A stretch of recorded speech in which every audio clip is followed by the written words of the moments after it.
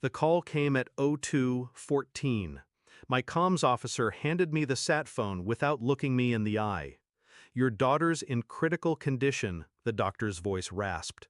"Your wife's lover did terrible things with her, but the sheriff won't touch him, he's his nephew." The world narrowed to the pulse in my ears.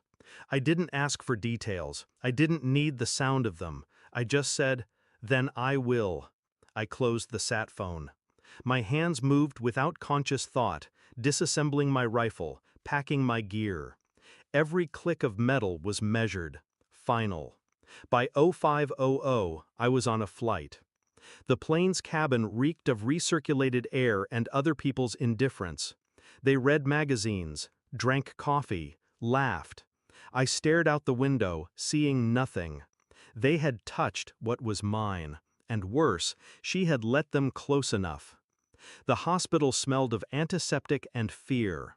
My daughter's skin was waxy under the fluorescent light, tubes winding into her veins.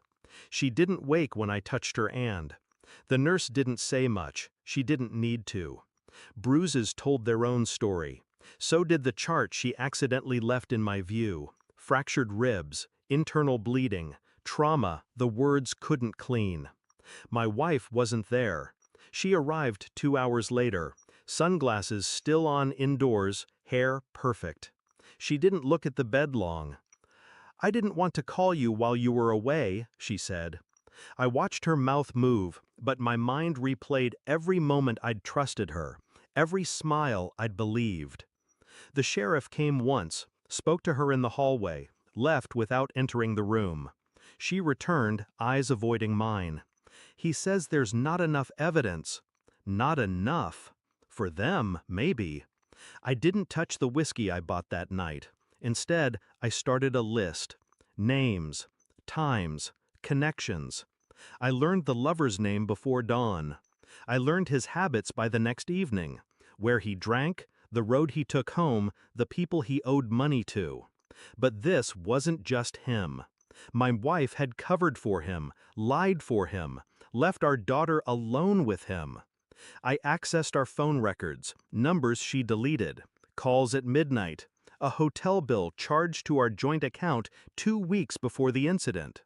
I waited, visited my daughter daily, listened to my wife talk about moving past it as if this were an argument over dinner, not flesh torn and bones broken.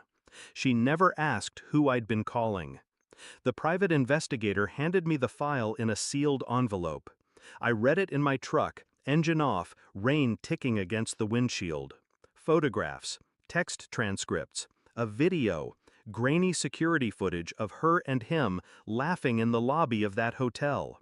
A timestamp placing her there while our daughter was home alone. The medical report added the rest. Injuries inflicted over hours. No break-in, no forced entry.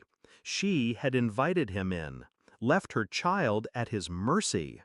That evening I came home early. She was in the kitchen pouring wine. I slid the file onto the counter between us. She opened it. Pages turned, faster, then slower. Her face drained. "You went through my—" I said nothing. Just watched her swallow her excuses. "I've already sent copies," I said finally, "to the state police, to Child Protective Services, to your parents." Her hand shook, glass clinking against the counter. "Please, we can fix." I stepped closer, my voice a whisper made of glass. "You'll never see her again. You'll never touch her again. And when the courts are finished, you'll be exactly where you belong." I told her about the lover's debts, the men who would be collecting, the way his uncle, the sheriff, would turn away when they did. "You chose him," I said. "Now live with that choice." She cried then, not for our daughter, not for guilt, for herself. I left that night, took my daughter from the hospital directly to my sister's. Locked doors, alarms set. The sheriff hasn't called, neither has she. The lover's name appeared in the news 2 weeks later, missing, presumed dead. No one's looking too hard. I don't drink the whiskey. It sits unopened on my kitchen shelf, a reminder of the night I could have let rage lead, but didn't. She will rot in her own ruin, every door closing, every hand turning away. The last time I saw her, she tried to speak. I walked past her without slowing. Some things don't deserve an answer.